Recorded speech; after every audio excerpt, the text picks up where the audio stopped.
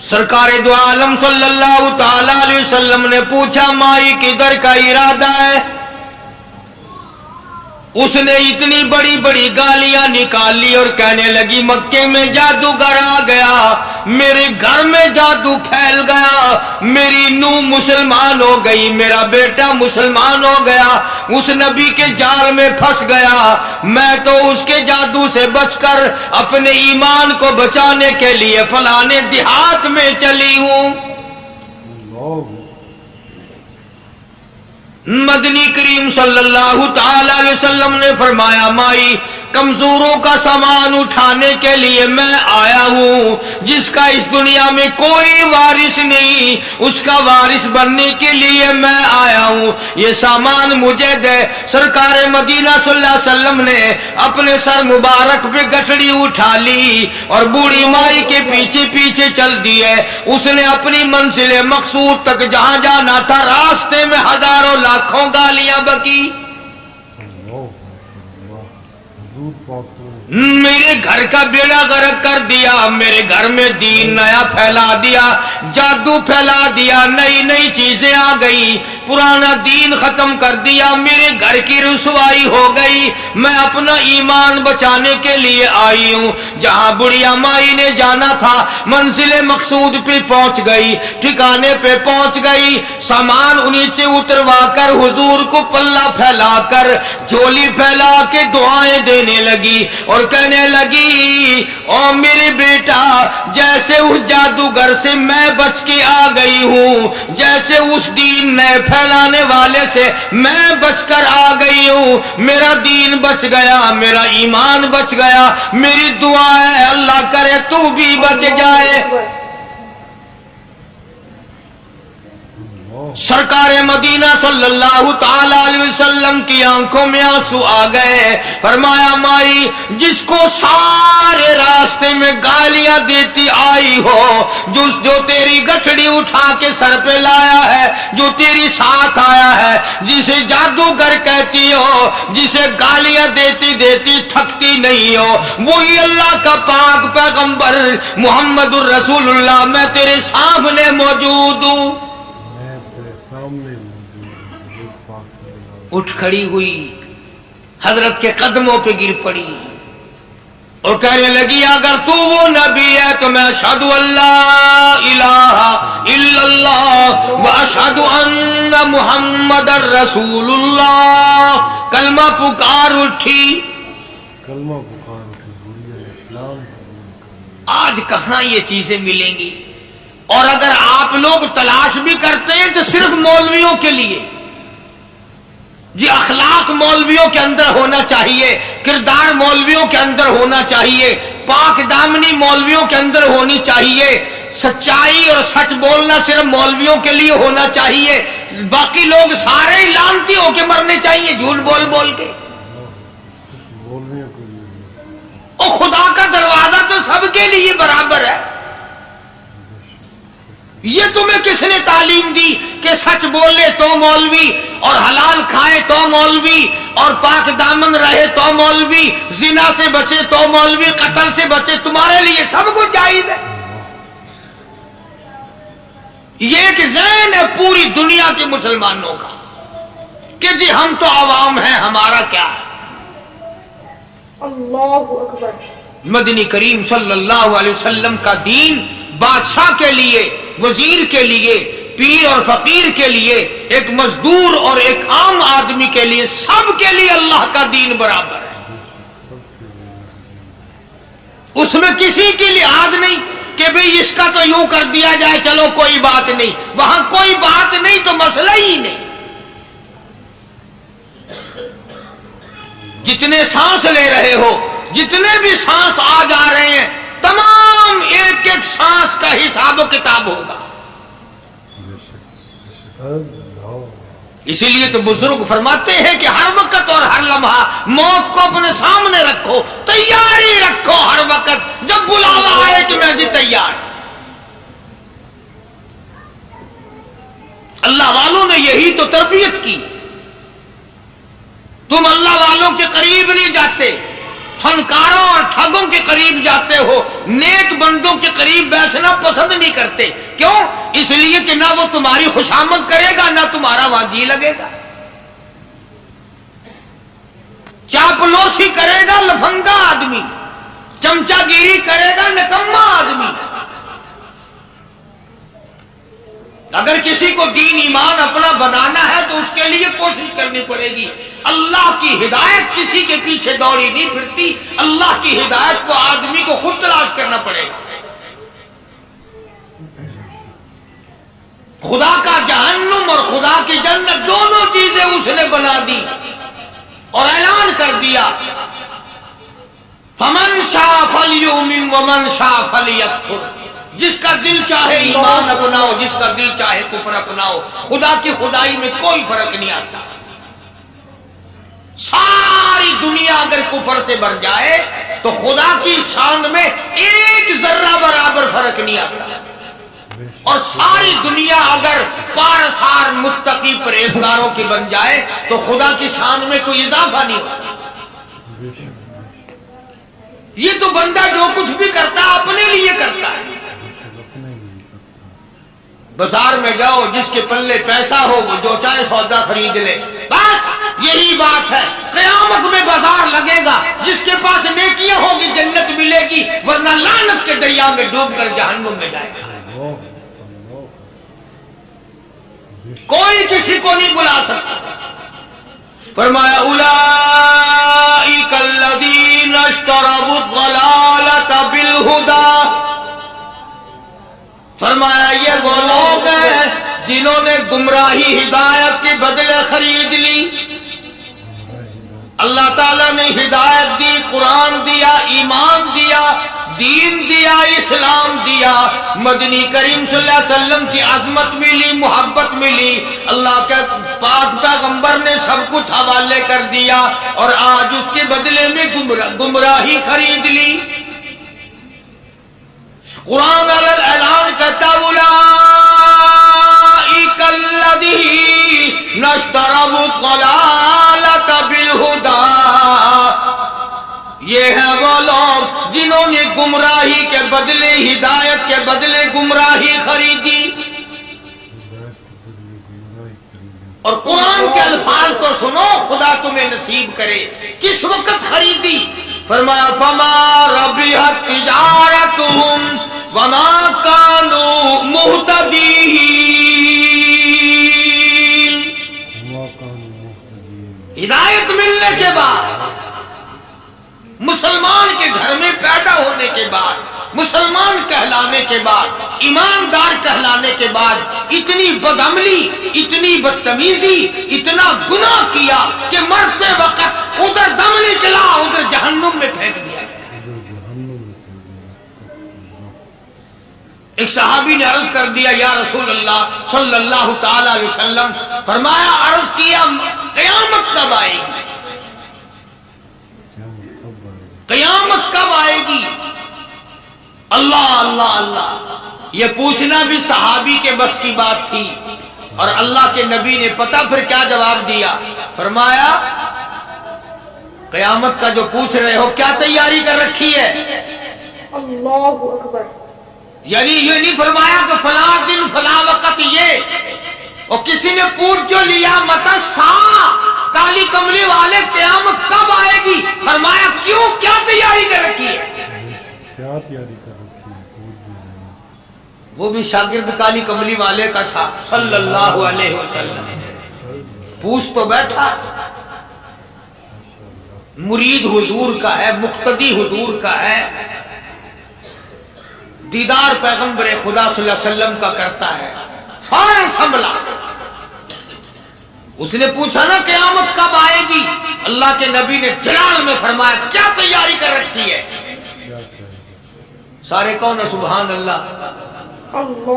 صحابی ایسا سنبھلا، کہنے لگا آقا میرے پاس تیری محبت کے سوا اور کیا ہے؟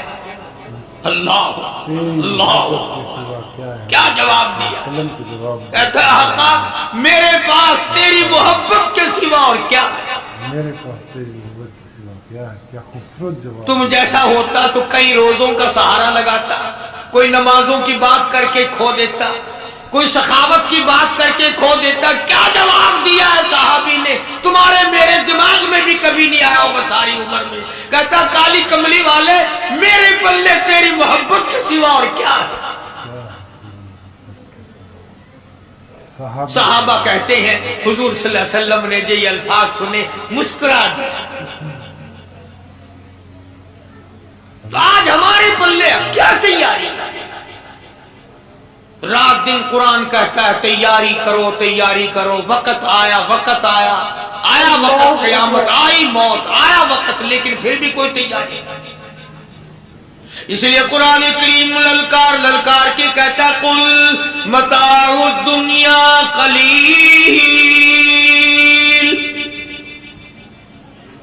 دنیا بہت تھوڑے دنوں کا سودا ہے، سمجھ لو. صبح آئی کہ نہ آئی، شام آئی کہ نہ آئی، آیا وقت.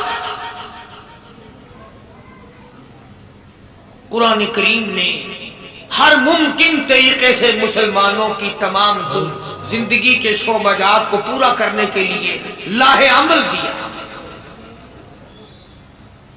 میں ایک رخ آپ کو آج دینا چاہتا تھا، اور وہ یہ کہ نبی پاک صلی اللہ تعالی علیہ وسلم نے اس امت کے سامنے کس قسم کے نمونے نہیں رکھے. اللہ اکبر. اخلاق و کردار میں سے کون سی بات حضور صلی اللہ علیہ وسلم نے چھوڑی؟ ہم اپنا پیٹ پہلے بھرتے ہیں، دوسرے کے لیے اگر سوچتے بھی ہیں تو وہ بھی بعد میں. یہاں معاملہ کچھ اور ہے. غزوہ خندق کا زمانہ ہے، مسلمانوں پہ بڑی تنگی اور بڑی پریشانی کا وقت ہے.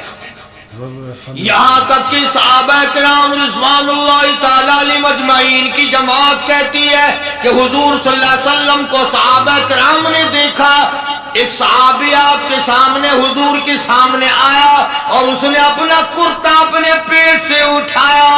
اس نے بھوک کی وجہ سے اپنے پیٹ پہ ایک پتھر باندھا ہوا تھا. صحابہ کرام دیکھ رہے تھے. اس کے دیکھتے دیکھتے امام الانبیاء محبوب کبریا حضرت محمد مصطفیٰ صلی اللہ تعالی علیہ وسلم نے رحمت والے ہاتھوں سے جب اپنا کرتا اٹھایا، صحابہ کرام کی آنکھوں نے دیکھا حضور کے پیٹ پہ 2 پتھر بندھے ہوئے تھے. آج کتنا کھاتے ہو پھر بھی نہ شکری، کتنا پیتے ہو پھر بھی نہ شکری، کتنا کچھ کھانے کو مل رہا ہے پھر بھی نہ شکری. کچھ نہیں کچھ نہیں. حضرت جابر رضی اللہ تعالیٰ عنہ نے جب یہ منظر دیکھا، یہ حالت دیکھی، رہ نہ سکا. صحابی فوراً دوڑا اور دوڑا دوڑا گھر گیا. گھر بیوی کو جا کے کہنے لگا غضب ہو گیا، تمائی ہو گئی، کمال ہی ہو گیا. حضور صلی اللہ علیہ وسلم کو اتنی بھوک ہے، اتنا فاقہ ہے کہ آپ نے اپنے پیٹ مبارک پہ 2 پتھر باندھے. بیوی کہنے لگی جلدی جا کر کے حضور صلی اللہ علیہ وسلم کی دعوت کراؤ، ہم کھانا کھلائیں گے. یہ 2 شیر ہوں 1.5 شیر ہوں، یہ جاؤ ہے، یہ بکری کا بچہ ہے، ہم اسے ذبح کرتے ہیں، بہت جلدی تیار کرتے ہیں، میں ان کو پیستی ہوں اور تم جاؤ جا کے دعوت کا کیا. حضرت جابر رضی اللہ تعالی عنہ حضور کریم صلی اللہ علیہ وسلم کی خدمت عالیہ میں آئے. چونکہ کھانے کی مقدار، آٹے کی مقدار بڑی تھوڑی تھی، حضور کے کان کو منہ لگا کر کے حضرت جابر نے کہا کہ یا رسول اللہ صلی اللہ علیہ وسلم، ایک تو آپ اور ایک یہ صحابی جس نے پیٹ میں پتھر باندھ رکھا ہے، اور اگر آپ کے علم میں ہو 1-2 اور ایسا ہی جو زیادہ بھوکا ہو، میرے گھر میں دعوت ہے، چلو. آپ لوگوں کا کھانا میرے یہاں ہے. ایک تو آپ اور ایک یہ جو ہم نے دیکھا پیٹ میں بکری پتھر باندھے پھر رہا ہے، کمر سیدھی نہیں ہو سکتی، اور ایک آدھا اور اسی قسم کا جو زیادہ تنگ ہو رہا ہو. جابر نے تو اتنی بات کہی حضور کریم صلی اللہ تعالی علیہ وسلم ایک بہت بڑے پتھر پہ کھڑے ہو گئے اور اعلان کر دیا تمام کا تمام لشکر چلے، سب کی جابر کی گھر دعوت ہے، سبحان اللہ سبحان اللہ. سارے کا سارا لشکر چلے، ساری فوج، جابر بھی حیران. بلکہ اعلان کر دیا چلو سارا مدینہ چلے. اللہ اکبر. حضرت جابر رضی اللہ تعالیٰ عنہ وہیں تو کھڑے تھے، بس قدموں کے نیچے سے زمین نکل گئی کہ یہ کیا بنا. کھانا تو 2-3-4 آدمیوں کا مشکل بنے گا، یہ 12,000 سے زیادہ بڑا لشکر ہے اور آپ نے سب کو اعلان کر دیا، اب کیا بنے گا. سب کو اعلان کر دیا حضور پاک صلی اللہ علیہ وسلم کی. جابر حضرت جابر دوڑے دوڑے پریشانی کے عالم میں گھر گئے. گھر والی کو کہنے لگے کہ کام خراب ہو گیا.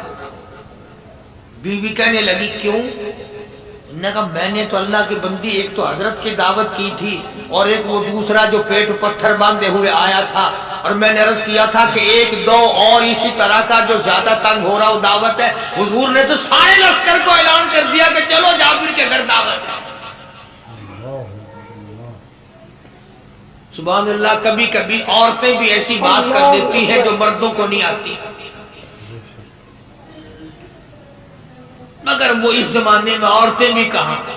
اب تو تلی لگانے والی تو ہیں، ماچس لگانے والی، جلتی پہ تیل چھڑکنے والی. تو کوئی مرد ہے وہ اتنی بات کہے یا تو بیٹھا سنتا رہا تاکہ اس کو کوئی جلدی قتل کرے تو میں رنڈر بنوں، بازار میں پھروں. دیر نہیں لگاتی، آگ لگاتی. حضرت جابر رضی اللہ تعالیٰ عنہ کی بیوی کہنے لگی آپ کو پریشانی کی کیا بات ہے؟ ایک بات بتاؤ. حضور کی کان مبارک میں آپ نے اپنے کھانے کی مقدار بتائی کہ نہیں؟ اللہ ہم اکبر. نے جو حضور صلی اللہ علیہ وسلم کی دعوت کی تھی کھانا بتایا تھا؟ ہاں میں نے تو بتا دیا تھا کہ تھوڑے سے جو ہیں اور ایک بکری کا بچہ، میں نے بتا دیا تھا. پھر کہنے لگی آپ پریشان کیوں ہوں اور میں پریشان کیوں ہوں؟ لانے والا جانے کھلانے والا جانے. سبحان اللہ. لانے والا جانے کھلانے والا جانے. حضور کی ہمیں پریشانی کی کیا بات ہے اس میں؟ بس دعوت ہم نے تو حضور کی دعوت کی اور حضور نے سارے لشکر کی ہم نے تو نہیں کی نا. بے شک. اب حضور صلی اللہ تعالی علیہ وسلم نے دعوت فرمائی ہے اور وہ خود ہی جانے اور ان کا خدا جانے. بے شک حضور پاک صلی اللہ علیہ وسلم خود. آپ تشریف لے آئے، کھانے کی مقدار کا تو پتہ تھا. آپ نے فرمایا کہ وہ ہنڈیا جو ہے اس کو کھولنا مت، اور وہ جو آٹا ہے جب تک میں نہ آؤں پکانا شروع مت کیجو.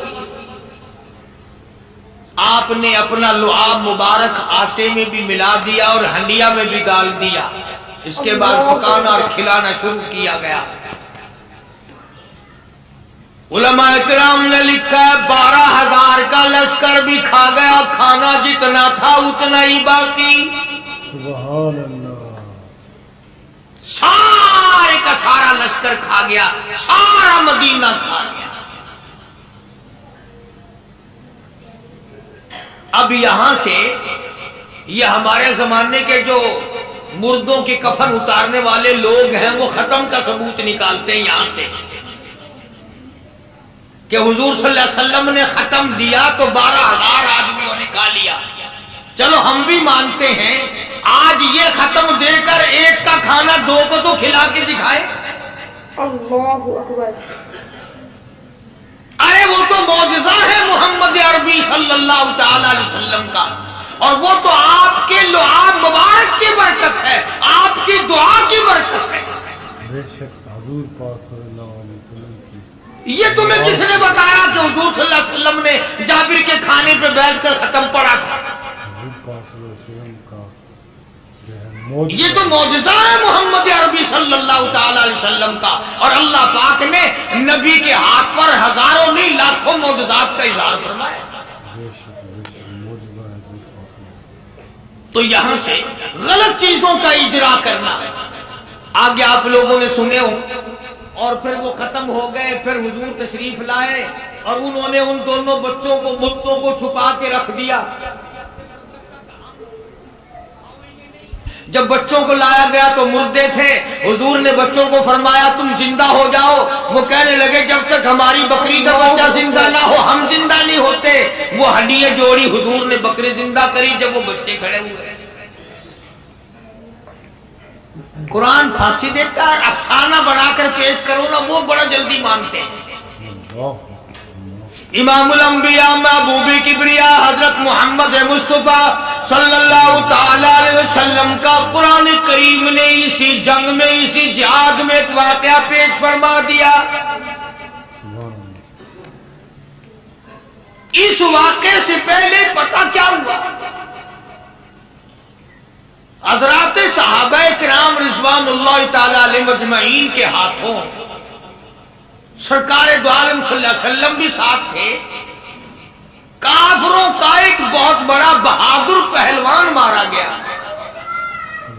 یہ جو غزوہ خندق ہے جس کو غزوہ احزاب کہتے ہیں, قرآن میں ذکر ہے اس کا. ویسے کوئی بات بنا کے نہیں کہہ رہا ہوں, یعنی یوں سمجھو اب میں سورت احزاب کے تیسرے رکوع کا آخری آیتوں کا ترجمہ کر رہا ہوں. اور یہ اتنا مشکل وقت پڑا تھا صحابہ پہ. ایک تو گرمی سخت تھی اور چاروں طرف سے جن یہودیوں نے عہد و پیمان کر رکھا تھا حضور صلی اللہ علیہ وسلم سے, انہوں نے بدعہدی کر دی. وہ سارے کے سارے صحابہ پہ یکدم ٹوٹ پڑے. صحابہ بیچ میں آ گئے میدان میں, نہ پانی نہ کھانا نہ روٹی نہ جوتی نہ کپڑا نہ اسلحہ نہ لینا نہ دینا. بلکہ یوں لکھا علماء نے کئی دن ہو گئے پانی کی بوند نہ ملی. اللہ اکبر. اور صحابہ غش کھا کھا کر کے گر گئے اور شہید پہ شہید ہو گئے. لیکن قربان جاؤں, یہ قرآن اللہ کا تمہارے سامنے آج بھی موجود ہے. اسے پڑھ کے دیکھو. کبھی کسی صحابی نے ایسے وقت میں بھی یہ بات نہ کہی نبی صلی اللہ علیہ وسلم کو. یوں بھی تو نہیں کہا کہ اللہ کے نبی پہلے کچھ تیاری تو کیا کرو, یوں ہی خام خواہ کے مرا دیتے ہو بندے. پہلے موقع تو دیکھا کریں آپ ہو کیا رہا ہے. یوں ہی لوگ بھوکے پیاسے مر گئے. نہیں, اتنی ثابت قدمی اور اتنا ایمان تھا, اتنا جذبہ تھا, حضور کی ذات پر اتنا یقین تھا صحابہ کو کہ آج اس دنیا میں جتنا یقین ایک صحابی کو تھا, اربوں خربوں مسلمان مل کر بھی ایک صحابی کے برابر یقین پیدا نہیں کر سکتے. سبحان اللہ, سبحان اللہ, کیا بات ہے. تو جب حضور صلی اللہ علیہ وسلم کے دیوانوں اور پروانوں اور مستانوں کے ہاتھوں کافروں کا ایک بہادر پہلوان مارا گیا اور لاش تھی مسلمانوں کے پاس, تو وہ کافر کہنے لگے کہ تم ہمارے بہادر کی لاش دے دو, ہم تمہیں 10,000 روپیہ دیں گے. اب ان کے پاس تو روپے کی کمی نہیں تھی اور یہ مسکین بھوکے اور فاقے سے اگر یہ یوں کہتے کہ نہیں بھی ہم تو 20,000 لیں گے تو وہ دے دیتے. ان کے پاس کمی نہیں تھی اور انہیں ضرورت تھی. کپڑا لے لیتے, کھانا لے لیتے, پریشانی دور کر لیتے, جنگ کا سامان بنا لیتے. مگر مدنی کریم صلی اللہ تعالی علیہ وسلم کے سامنے جب یہ بات رکھی کہ 10,000 روپیہ ہم دیتے ہیں, ہمارے بہادر کی لاش دے دو, حضور نے فرما دیا جاؤ اپنے بہادر کی لاش مفت میں لے جاؤ, ہم مردوں کی قیمت کھانے والے نہیں. ہم مردوں کی قیمت کھانے والے نہیں. جب حضور صلی اللہ علیہ وسلم کی زبان مبارک سے یہ بات نکلی, اللہ کا دریائے کرم جوش میں آیا. فرمایا وَقَفَ اللَّهُ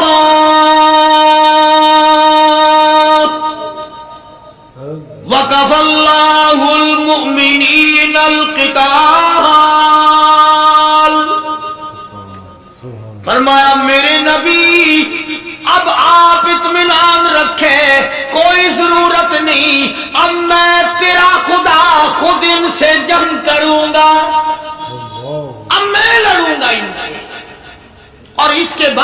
تعالیٰ نے یہ برکت دی کہ ایک آدمی یا دو آدمیوں کا کھانا اللہ تعالیٰ نے 12,000 کو کھلایا۔ سبحان اللہ، 2 آدمیوں کا کھانا۔ تو ان چیزوں سے معجزات کا ظہور ہوتا ہے، اور حضور کریم صلی اللہ تعالی وسلم کے تو اتنے معجزات اللہ پاک نے ہمارے نبی صلی اللہ علیہ وسلم کو دیے کہ ہم سب کی زندگی ختم ہو سکتی ہے مگر سرکار کے معجزات ختم نہیں ہو سکتے۔ بے شک سبحان اللہ، سرکار کی حضرت ابو ہریرہ رضی اللہ تعالیٰ عنہ فرماتے ہیں کہ میں مسجد نبوی کے دروازے پہ پڑا تھا، بھوک نے مجھے اٹھنے نہ دیا، مجھے اتنی بھوک لگی، کئی دن کا فاقہ ہو گیا، میں کھڑا نہیں ہو سکتا تھا۔ تو میں نے جناب صدیق اکبر رضی اللہ تعالیٰ عنہ سے مسئلہ پوچھنے کا بہانہ بنا کے بلایا کہ شاید یہی مجھے اپنے ساتھ لے چلے، تو وہ بھی مسئلے کا جواب دے کر چلے گئے۔ ابو ہریرہ کہتے ہیں میرا یقین ہوا کہ ان کے گھر میں کچھ نہیں۔ پھر میں نے فاروق اعظم رضی اللہ تعالیٰ عنہ کو مسئلہ یا قرآن کی آیت پوچھنے کے بہانے متوجہ کیا، وہ بھی وہ جو چیز میں نے پوچھی تھی بتا کے چلے گئے، غالباً ان کے یہاں بھی فاقہ ہو گیا۔ ابو ہریرہ رضی اللہ تعالیٰ عنہ کہتے ہیں پھر آئے حضور صلی اللہ علیہ وسلم تشریف لائے، تو میں نے مسئلہ پوچھنے کے بہانے سے حضور کو اپنی طرف متوجہ کیا۔ ابو ہریرہ کہتے ہیں حضور مسکرائے اور میرا مطلب سمجھ گئے، میرا مطلب سمجھ گئے، اشارہ کیا میرے ساتھ ساتھ، میرے پیچھے پیچھے آ۔ ابو ہریرہ رضی اللہ تعالیٰ عنہ کہتے ہیں میں حضور صلی اللہ علیہ وسلم کے ساتھ چلا آیا، آپ اپنے دولت قضا پر تشریف لائے، اپنے گھر میں تشریف لائے، آپ نے گھر میں داخل ہو کر کے فرمایا کچھ کھانے کا پینے کا کوئی ہے گھر میں کوئی چیز؟ جواب ملا ہاں ایک دودھ کا پیالہ ہے، ہدیہ آیا کہیں سے، آپ کے لیے ہدیہ دیا کسی نے، دودھ کا پیالہ منگوا لیا۔ ابو ہریرہ کہتے ہیں میں بڑا خوش ہوا کہ لے میرا دور لگ گیا، کام بن گیا، مجھے ہی فرمائیں گے پی لے، رج کے پیوں گا۔ ابو ہریرہ کہتے ہیں کہ مجھے حضور صلی اللہ علیہ وسلم کیا فرماتے ہیں کہ ابو ہریرہ وہ جو مسجد نبوی میں 70-80 صحابہ صفا طالب علم ہے نا، جی ہم ساروں کو بلا کے لا۔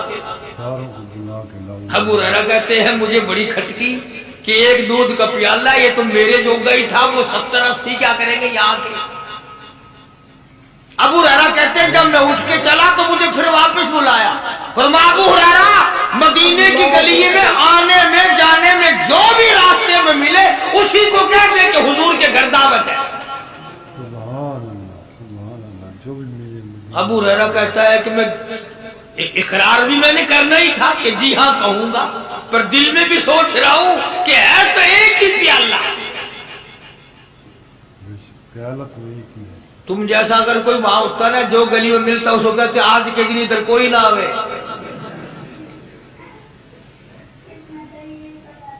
وہ تو صحابہ تھے نا، اشاروں پہ جان دیتے تھے، راستے میں جو بھی ملا، دکاندار ملا ویسا ملا، سب کو کہہ دیا، واپسی میں جو ملا ہاں لشکر اکٹھا ہو، سب بیٹھ گئے۔ ابو ہریرہ رضی اللہ تعالیٰ عنہ کہتے ہیں اب میں نے دل میں ایک پروگرام بنایا، مجھے عادت شریفہ کا پتہ تھا کہ دائیں طرف سے شروع فرمایا کرتے تھے کوئی چیز تقسیم کرنا یا کھلانا یا پلانا، میں نے دل میں پروگرام بنایا کہ دائیں طرف شروع میں بیٹھ جاؤں گا، آگے بچے یا نہ بچے میں تو دو لگاؤں گا نا اپنا پہلے، میرا نمبر تو لگ ہی جائے گا۔ اللہ اکبر۔ ابو ہریرہ کہتے ہیں کمال ہوگی میری حیرانگی کی کہ جب میں جڑ کے بیٹھا نا کہ اب میرے سے شروع ہوگا، آپ نے مجھے اشارہ کر کے بلایا اور فرمایا ابو ہریرہ کھڑا ہو کے سب کو پلا۔ سبحان اللہ، ابو ہریرہ کھڑا ہو کے حضرت ابو ہریرہ رضی اللہ تعالیٰ عنہ کہتے میری تسلی ہو گئی کہ بس اب تو مجھے مل گیا اور میرا نمبر بعد میں ہی آ رہا، کیسے بچے گا۔ اللہ غنی۔ ابو ہریرہ رضی اللہ تعالیٰ عنہ کہتے ہیں میں نے دائیں طرف سے شروع کیا، سینکڑوں سے زیادہ کتنے لوگ تھے جنہوں نے رج رج کے پیا، رج رج کے پیا، سیر ہو کے پیا، سارا لشکر پی کے چلا گیا۔ اس کے بعد سرکار مدینہ صلی اللہ علیہ وسلم نے فرمایا لے ابو ہریرہ اب تو باقی اور میں باقی۔ ابو ہریرہ کہتے ہیں میں نے عرض کیا میرے آقا آپ نے بھی تو نوش نہیں فرمایا، آپ پہلے پیے۔ فرمایا نہیں میں نہ پیوں، ساری امت کو پلا کے پھر پیوں گا۔ سبحان اللہ، ساری امت کو پلا کر پھر ابو ہریرہ رضی اللہ تعالیٰ عنہ فرماتے ہیں میں نے 3 سانس لے کر کے، لمبا لمبا سانس لے کر میں نے رج رج کے پیا اور پیالے میں جھانک بھی رہا تھا۔ ابو ہریرہ کہتا ہے ایک قطرہ بھی کم نہیں، ایک قطرہ بھی کم نہیں۔ اور یہ الفاظ سن کر آج لکھ کر لے جاؤ۔ ابو ہریرہ کہتے ہیں کہ سب کو پلانے کے بعد پھر حضور صلی اللہ علیہ وسلم نے پیا، نوش فرمایا۔ یعنی آج اتنے لوگوں کا جھوٹا کون پیتا ہے؟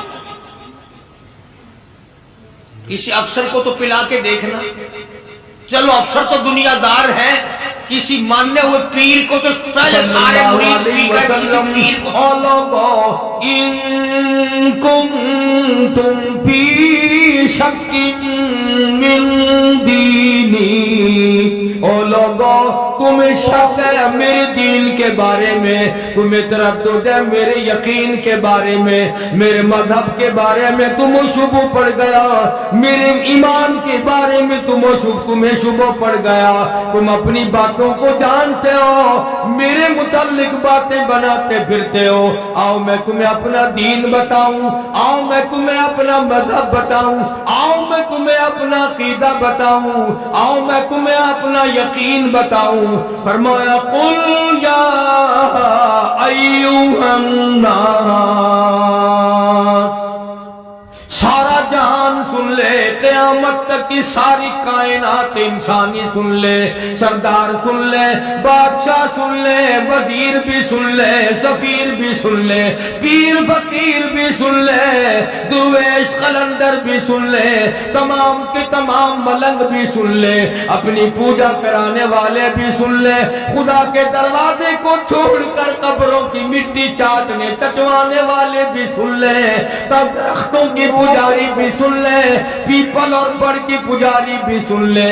فرمایا قل یا ایھا الناس ان کنتم فی شک من دینی، او لوگو تمہیں میرے دین کے بارے میں شک پڑ گیا، تمہیں میرے یقین کے بارے میں شک پڑ گیا، تم میرا مذہب پوچھنے آئے ہو، میرا عقیدہ پوچھنے آئے ہو، پھر میں امام الانبیاء ہوں، پھر میں امام الکل ہوں، سید الاولین والآخرین ہوں، یہاں گول مول بات ہو نہیں سکتی۔ سنو، فرمایا فلا اعبد الذین تعبدون من دون اللہ، پھر لوگوں میرا عقیدہ یہ ہے جن کی تم پوجا کرتے ہو، جن کو تم حاجت روا مانتے ہو، جن کو تم کار ساز مانتے ہو، جن کو تم بگڑی بنانے والے مانتے ہو، جن کے بارے میں تمہارا عقیدہ یہ ہے یہ بسوں کی حفاظت کرتے ہیں، یہ ٹرکوں کی حفاظت کرتے ہیں، یہ ایکسیڈنٹوں سے بچاتے ہیں، یہ نفع پہنچاتے ہیں، فرمایا میں تمام سے دور ہوں۔ فلا اعبد الذین تعبدون من دون اللہ، میں امام الانبیاء محبوب کبریا حضرت محمد یہ تیار نہیں، جس کو میرا قرآن سن کے مزہ نہیں آتا، جس کو میرا کلام سن کے حلاوت نہیں آتی، جس کو میرا کلام سن کے لذت نہیں آتی، جس کی روح تازی نہیں ہوتی، جس کو لطف نہیں آتا، جس کو کیف نہیں آتا، جس کو سرور نہیں آتا، جو میرا قرآن سننے کو تیار نہیں، جو میرا قرآن آنکھوں سے دیکھنے کو تیار نہیں، جو میرا قرآن سننے سمجھنے کے لیے تیار نہیں، آؤ پھر خدائی فیصلہ سنو۔ فرمایا اولئک کالانعام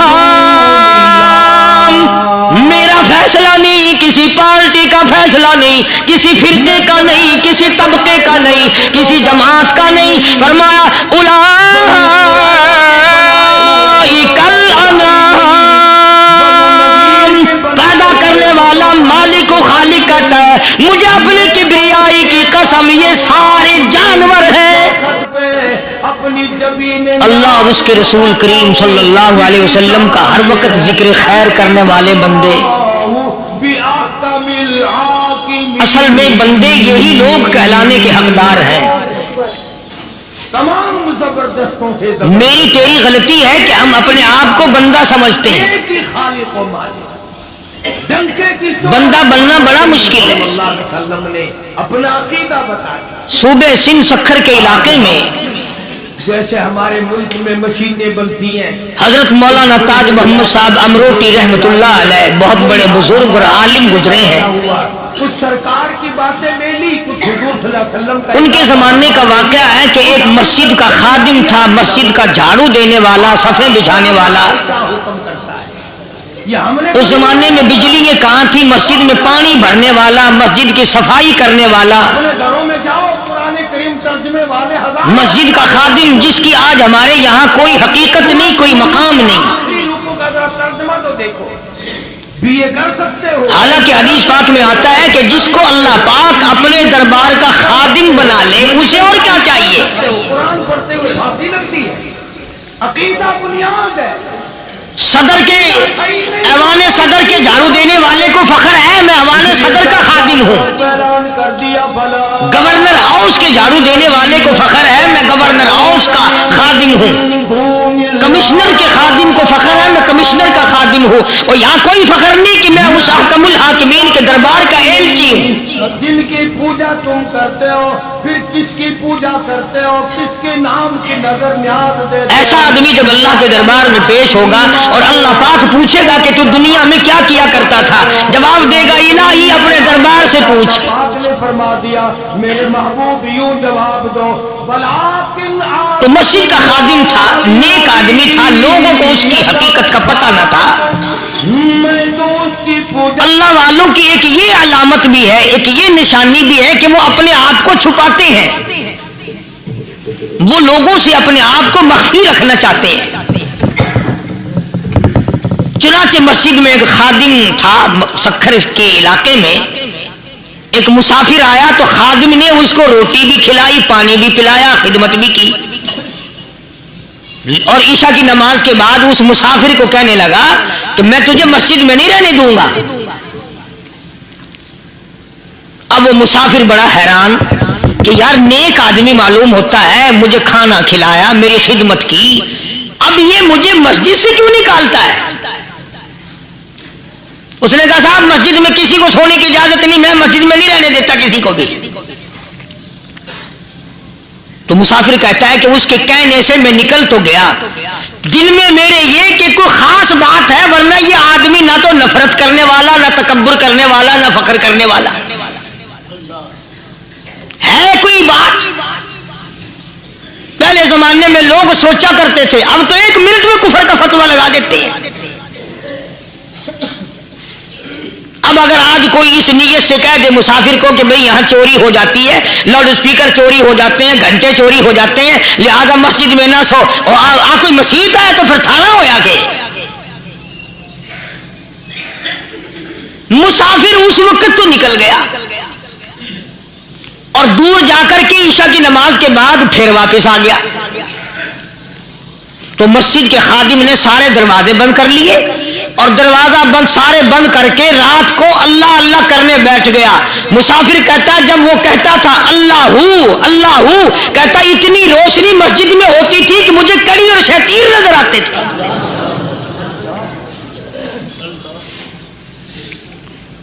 ساری رات وہ نہ سویا. یہ جو جھنڈے لگا کے بیٹھے ہیں انہیں کون ولی کہتا ہے؟ ولی کو جھنڈا لگانے کی ضرورت کیا پڑی ہے؟ صبح ہوئی، اذان سے کچھ دیر پہلے اس مسجد کے خادم نے دروازے کھولے، لوگ آ گئے. اب اس مسافر نے تو حال دیکھ لیا تھا. صبح کی نماز کے بعد کہنے لگا حضرت جی آپ نے چھپانے کی تو بڑی کوشش کی پر میں نے پھر بھی دیکھ لیا. میں نے پھر بھی دیکھ لیا، میرے لیے دعا فرما، میرے لیے کوئی دعا فرماؤ۔ چنانچہ اس اللہ والے نے، اس مسجد کے خادم نے، اس ولی نے اس کے لیے دعا کیا کی؟ اللہ تعالیٰ تجھے انسان بنائے، اللہ پاک تجھے آدمی بنائے۔ اب وہ مسافر کہتا ہے کہ کمال ہو گیا، نہ میری دکان کے لیے دعا کی، نہ میرے مکان کے لیے دعا کی، نہ میرے دولت مند ہونے کی دعا کی، نہ میرے جنت میں جانے کی دعا کی، نہ میرے قبر سے عذاب سے بچنے کی دعا کی۔ یہ بھی کوئی دعا جو اللہ تجھے بندہ بنائے؟ اب کون سا میں گدھا ہوں؟ یہ بھی کوئی میرے مطلب کی دعا کی ہے؟ وہ اللہ والا سمجھ گیا کہ اس نے میری دعا کی قدر نہیں سمجھی۔ مسجد میں بیٹھے تھے، پاس بازار تھا، اس اللہ والے نے اپنی ٹوپی اتار کر اس مسافر کے سر پہ رکھ دی اور کہا ذرا بازار میں جھانک مار جاتی پائی ہو، ذرا جھانکیوں بازار میں۔ جب اس نے نظر ڈالی تو لوگ چل رہے ہیں، کوئی گدھے کی شکل، کوئی کتے کی، کوئی خنزیر کی، کوئی بھیڑیے کی، کوئی چٹے کی، کوئی لومڑی کی، کوئی گدڑ کی شکل ہے۔ اچھا وہ مسافر بھی سیانا تھا، اس کو خیال آیا کہ میں اپنے آپ کو تو دیکھوں تو گدڑ نظر آیا۔ پھر اس اللہ والے کی دعا کی قدر ہوئی۔ تو اس پر یہ میں نے ذکر کر دی بات، ایک حکایت اللہ والے کی کہ ہم کوئی بندے ہیں۔ اب آپ لوگوں میں سے سیانے آدمی یہ کہتے ہوں گے کہ جی تو نے تو بات بنا دی ممبر پہ بیٹھ کے، آدمی نہیں تو اور ہم کیا ہیں؟ آؤ ذرا قرآن کریم سے پوچھیں۔ فرمایا لہم قلوب لا یفقہون بہا، اللہ پاک جل شانہ فرماتے ہیں جس کا دل قرآن کریم سمجھنے کا عادی نہیں، لہم قلوب لا یفقہون بہا، جس کا دل قرآن سمجھنے کے لیے تیار نہیں، وَلَهُمْ أَعْيُنٌ لَا يُبْصِرُونَ بِهَا، جس کا کان اللہ کا قرآن سننے کے لیے تیار نہیں، أَمْ لَهُمْ آذَانٌ لَا يَسْمَعُونَ بِهَا، أَمْ لَهُمْ آذَانٌ يَسْمَعُونَ بِهَا، جس کا کان خدا کا قرآن سننے کو تیار نہیں۔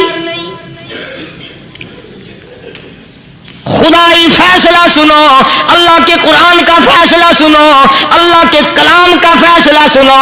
جس کا کان میرا کلام سننے کے لیے تیار نہیں، جس کو میرا قرآن سن کے مزہ نہیں آتا، جس کو میرا کلام سن کے حلاوت نہیں آتی، جس کو میرا کلام سن کے لذت نہیں آتی، جس کی روح تازی نہیں ہوتی، جس کو لطف نہیں آتا، جس کو کیف نہیں آتا، جس کو سرور نہیں آتا، جو میرا قرآن سننے کو تیار نہیں، جو میرا قرآن آنکھوں سے دیکھنے کو تیار نہیں، جو میرا قرآن سننے سمجھنے کے لیے تیار نہیں، آؤ پھر خدائی فیصلہ سنو۔ فرمایا اولئک کالانعام،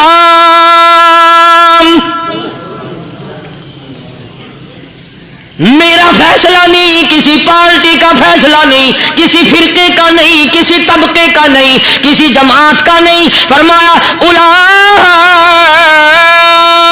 الانعام، پیدا کرنے والا مالک و خالق کہتا ہے مجھے اپنی کبریائی کی قسم یہ سارے جانور ہیں،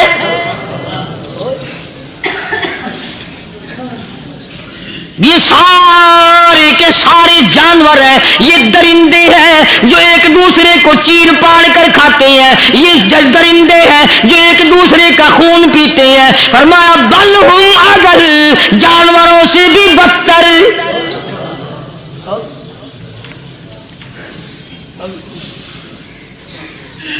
جس کے دل میں قرآن سن کر ترس نہیں، جس دل میں رحم نہیں، اپنے سے کمزور دیکھ کر جس کے دل میں شفقت نہیں، مہربانی کا مادہ نہیں، فرمایا وہ کوئی بندہ ہے، وہ تو جانور ہے۔ اور خدا غضب میں آ گیا، فرمایا بل ہم اضل، اس سے بھی بدتر۔ اللہ والے جو ہیں وہ ان خصلتوں کو دور کراتے ہیں اور وہ آدمی کے مزاج اور دل میں سے ایسی چیزیں نکالتے ہیں جو اس کی بربادی کا ذریعہ بنتا ہے۔ دل کی بیماریوں کا کسی کو فکر نہیں. بخار ہو جائے آپ چڑھ جائے آپ کو پتہ چل جاتا ہے, نزلہ ہو جائے آپ کو پتہ چل جاتا ہے, کھانسی ہو جائے پتہ چل جاتا ہے. دل کی بیماریوں کا کیا پتہ چلے؟ صحابہ کرام رضوان اللہ تعالی علیہ مجمعین کی جماعت کے اللہ پاک کے محبوب حضرت محمد الرسول اللہ صلی اللہ تعالی علیہ وسلم نے دلوں کی صفائی کی. پہلے لوگ جھونپڑیوں میں کچے کوٹھوں میں رہتے تھے, نہ اتنی صفائی تھی نہ اتنی ترقی تھی. آج برتنوں کی صفائی دیکھو, کپڑوں کی صفائی دیکھو, مکان کی صفائی دیکھو, رات دن بس اسی دھندے میں لگے ہوئے. سارا دن برتن دھونے سے فرصت نہیں, سارا دن کپڑوں کے بناؤ اور سنوار میں فرصت نہیں. تو اللہ والے ایسے موقع پر بڑی عجیب بات کہتے ہیں. وہی مجذوب ہے, مجذوب علی رحمت کہتے ہیں بظاہر تو ہر شے میں بے حد صفائی, بظاہر تو ہر شے میں بے حد صفائی, مگر دل میں ہے گندگی انتہائی.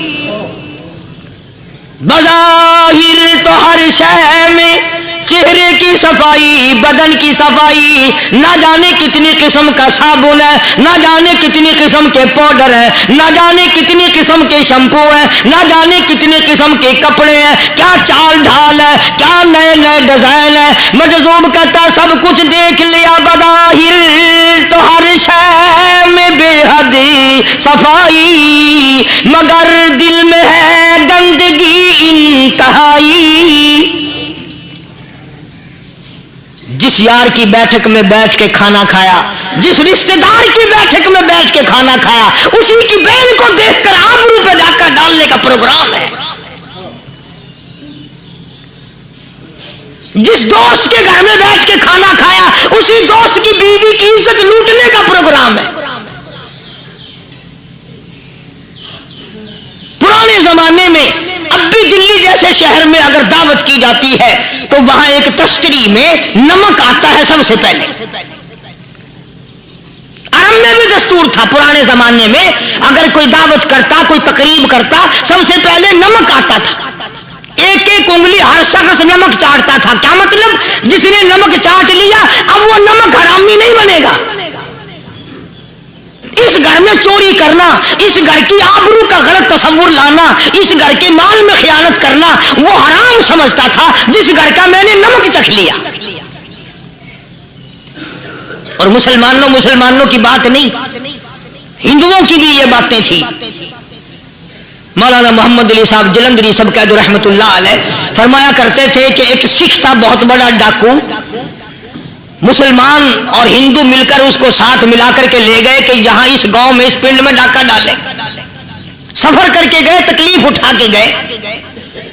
اس سکھ ڈاکو نے پوچھ لیا کہ یہ کون سا گاؤں ہے کہ یہ فلانا ہے. اچھا سارے کے سارے یہ تلاش کرو, یہ سوچ بچار کرو, اپنے پنڈ کی, اپنے علاقے کی, کسی مسلمان کی, کسی ہندو کی, کسی سکھ کی, کسی چوڑے چمار کی اس گاؤں میں لڑکی تو نہیں. ہمارے یہاں سے کوئی لڑکی تو شادی ہو کے یہاں نہیں آئی ہوئی.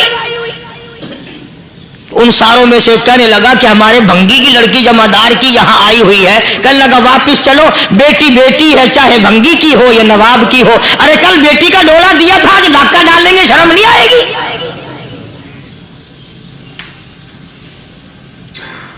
آج وہ تصور کہاں چلے گئے اور ہم سب روتے پھرتے ہیں سکون نہیں, سکون نہیں, اطمینان نہیں. ارے اطمینان آئے گا کیسے؟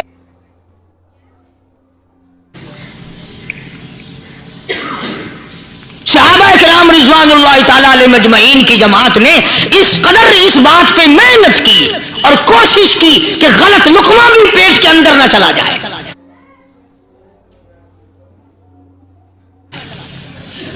چنانچہ میں اعلان کہتا ہوں 1,29,000 صحابہ کرام, کالی کملی والے کے دیوانے اور پروانے, حضور کے یار جانثار, حضور کے ساتھ پھاقا کھانے والے, پھاقوں مرنے والے, پتھر کھانے والے, اپنے بچوں کے ٹکڑے ہوتے ہوئے دیکھ کر لا الہ الا اللہ محمد الرسول اللہ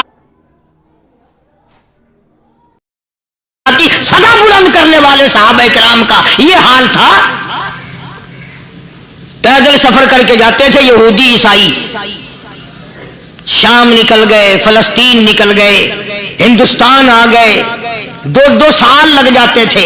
अपनी जवान बेटियों को मुसलमानों के घरों में छोड़ के आ जाते थे। कभी निगाहे नबूवत ने जिनको रंग दिया था, कभी किसी सहाबी पे जर्रा बराबर इल्जाम नहीं लगा।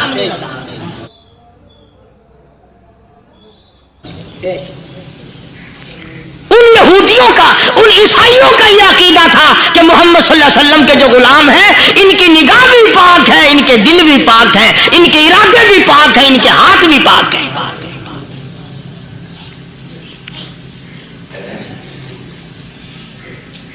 मिस्र के गवर्नर ने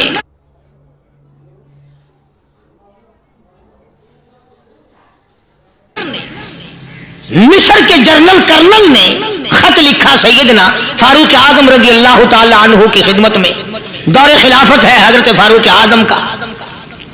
क्या खत लिखा कि हुजूर मुझे काफी वक्त गुजर गया है और फला इलाके में आपके हुक्म से हमने जाना है और रास्ता सिर्फ एक है और उस रास्ते में जाल बिछा दिया गया। अब मुझे मशवरा दे, मैं क्या करूं, हुक्म दे मुझे। जाल क्या बिछा दिया गया कि हमें पता चल गया है ईसाइयों ने प्रोग्राम बनाया, सैकड़ों लड़कियां तलाश कर करके बड़ी खूबसूरत हसीना इकट्ठी की हैं, उनको गाने बजाने की ट्रेनिंग दी है, उनको अच्छी अच्छी आवाजों वाली लड़कियां ढूंढ के लाए हैं और उन्होंने ये प्रोग्राम बनाया कि जब मुसलमानों की फौज इस गली से गुजरेगी, इन कोठों के ऊपर चढ़ के गाना बजाना करेंगे ताकि उनके दिल में बदमाशी आए और उनका बेड़ा गर्क हो।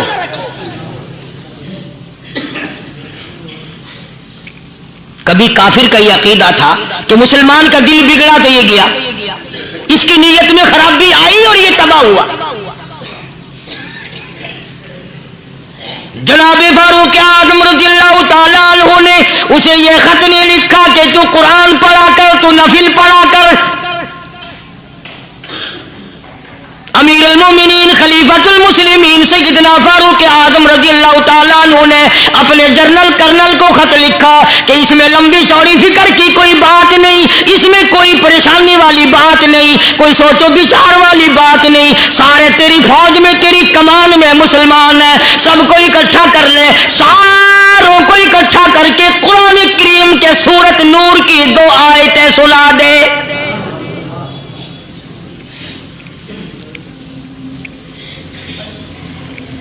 ये भी नहीं फरमाया कि सजा सुनाओ, इतने कोड़े लगेंगे, जो खिलाफ करेगा यूं कैद होगी, ये कोर्ट मार्शल कर दिया जाएगा, कुछ नहीं।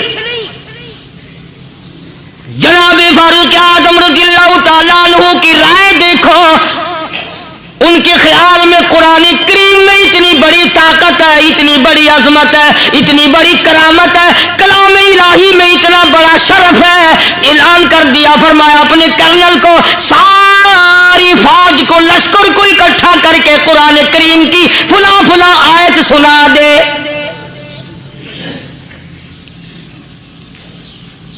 और उसके बाद बेधड़क फौज को, लश्कर को उसी रास्ते से गुजार के ले जा, बेधड़क ले जा। हाय, कभी कुरान की 2 आयतों से काम बन जाता था, अब सारे कुरान से मेरा तेरा काम नहीं बनता। कसूर कुरान का नहीं है, ये मेरा तेरा है। ये तो इतनी वफादार कलाम है, इतनी पाक कलाम है, खुदा की कसम। हजारों रजिस्टरों के गत्ते, हजारों चाय के डब्बे, हजारों मिठाई के डब्बे, लाखों करोड़ों दवाइयों के डब्बे गंदे नालों पे, कूड़ियों पे, रूढ़ियों पे पड़े हैं। और जिस गत्ते ने कुरान के साथ यारी लगा ली, खुदा की कसम कोई आदमी बगैर वजू उस गत्ते को भी हाथ नहीं लगा सकता।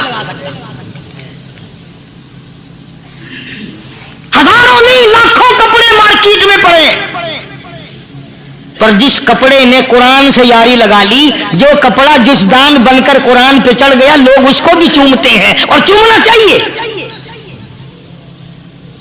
यारो, कपड़े ने कुरान से यारी लगाई तो कपड़ा अजमत वाला बन गया, गत्ते ने यारी लगा ली तो गत्ता बन गया। ہزاروں قسم کے کاغذات روزانہ ذلیل ہوتے پھرتے ہیں. جس کاغذ پہ قرآن لکھا گیا وہ عظمت پا گیا, جس سیاہی سے قرآن لکھا گیا وہ سیاہی عظمت والی بن گئی. ارے اگر مسلمان قرآن کو اپنے اندر پیدا کر لے, اس کی عظمت کو بسا لے, اس کو اپنا لاہ عمل بنا لے, اس کو اپنے سر پہ رکھ لے, تو کیا یہ بندہ قرآن کے ساتھ وفاداری کرے تو قرآن کیا خیال ہے قرآن بے وفائی کر دے گا؟ یقین نہیں, یقین اصل بات اعتقاد کی ہے. یقین کا تو یہ عالم بنا ہوا ہے کہ اگر کوئی چوری کا معاملہ ہو جائے اور کسی پر شبہ ہو, اگر اسے کہو کہ قرآن اٹھا دے تو دیر نہیں لگائے گا, اور اگر کہے کہ فلانی خانگاہ کا کنڈا مار دیا کہ یہ کام میں نہیں کرتا. خانگاہ کے کنڈے پہ ایمان ہے, قرآن پہ ایمان نہیں. اس پر یقین ہے کہ پیر اندھا کر دے گا, اور یہاں یقین نہیں کہ جس خدا نے پیدا کیا اگر میں نے جھوٹا قرآن اٹھایا تو وہ برباد کر دے گا.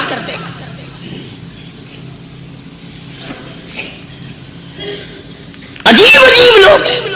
چنانچہ مصر کے کرنل نے, مصر کے جنرل نے ساری فوج کو اکٹھا کر لیا.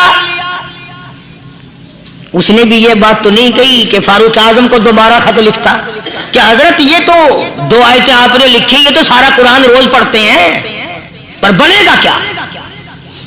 جیسے فاروق اعظم کا یقین تھا, فاروق اعظم کی فوج کے کرنل کا بھی یقین ہے, فاروق اعظم کے فوج کے جنرل کا بھی یقین ہے. اس نے ساری فوج کو اکٹھا کیا, لشکر کو جمع کیا, اور اس کے بعد کہنے لگا قل للمؤمنین یغضوا من ابصارکم ویحفظوا فروجہم ذالک ازکی لہم ان اللہ خبیر بما یصنعون. او لوگوں, خدا تمہیں کہتا ہے اپنی آنکھوں کی حفاظت کرو. اگر تمہاری نظریں غلط جگہ پڑی, اپنی عزت کی حفاظت کرو, اپنی آبرو کی حفاظت کرو. اگر غلط نظریں پڑی, غلط استعمال ہوئی, ان اللہ خبیر بما یصنعون.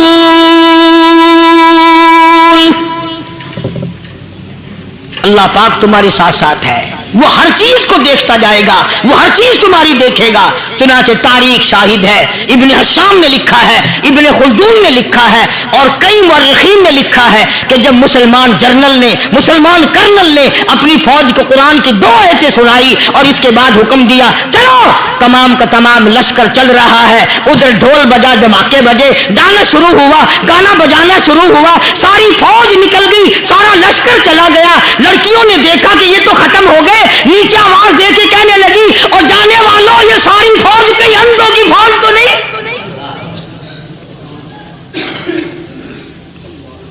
یہ حسن کا نظارہ اور یہ ڈانس اور یہ آواز, ہم ناچ ناچ کے تھک گئی, کوئی سر نہیں اٹھاتا.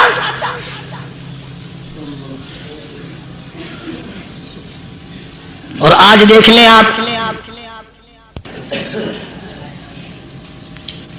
ہر گھر کے اوپر وہ لگا ہوا ہے ایریل,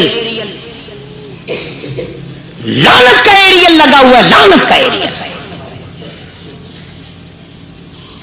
حاجیوں تم کیا کہتے ہو کہ ہمارے گھر کا اس میں کیا بگڑے گا؟ خدا کی قسم وہ بگڑتا ہے, وہ دیمک لگتی ہے, وہ تباہی پھرتی ہے, تمہیں پتہ بھی نہیں چلتا. تم نے کیا سوچ رکھا ہے؟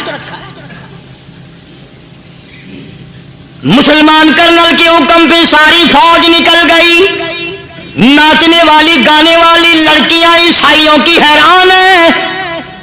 کیا ہوا؟ لاکھوں کی تعداد میں فوج گزر گئی, کوئی نگاہ اٹھا کے نہیں دیکھتا. ایک مسلمان سپاہی گزرتا گزرتا نیچی نظریں کیے کہنے لگا سر کیسے اٹھائے, نگاہ کیسے کوئی اٹھائے گا؟ یہ سارے کے سارے اللہ کا قرآن سن کر آئے ہیں.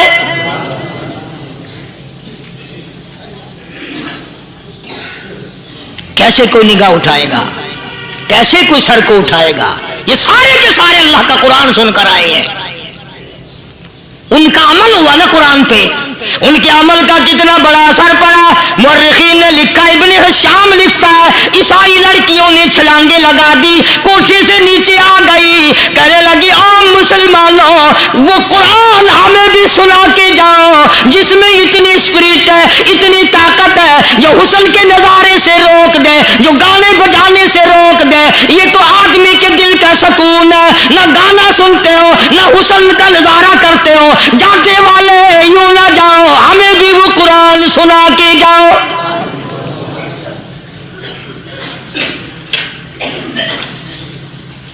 اس قرآن میں کتنی بڑی طاقت ہے, وہ کتنی عظمت ہوگی اس میں, اس کلام میں کتنی برکت ہوگی, جس کلام میں یہ تاثیر ہے کہ وہ ایسی ایسی چیزوں سے روک دیتا ہے. چنانچہ ایک مسلمان سپاہی چلتا بھی جاتا ہے اور کہنے لگا وَقُلْ لِلْمُؤْمِنِينَ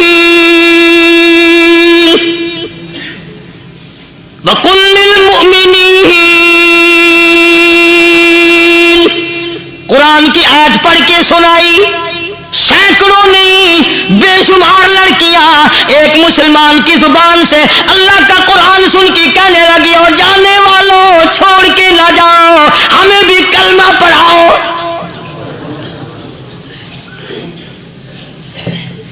جتنی بھی وہ ناچنے گانے والی تھی تمام کے تمام کلمہ پڑھ کر مسلمان بن گئی. اور مورخین نے لکھا ہے آخری دم تک قرآن کی شیدائی اور دیوانی بن کے گزری ہے. پھر وہ لڑکیاں جو رات دن حسن و جمال کا پیکر بنی رہتی تھی, علماء نے لکھا ہے جب موت آئی ایک ایک کے بدن میں کپڑے لباس میں موت آئی تو 50-50 ٹاٹی لگی ہوئی تھی. ہم مدینے میں تنہا نکل جائیں گے اور گلیوں میں پس دم بھٹک جائیں گے. ہم وہاں جا کے واپس نہیں آئیں گے.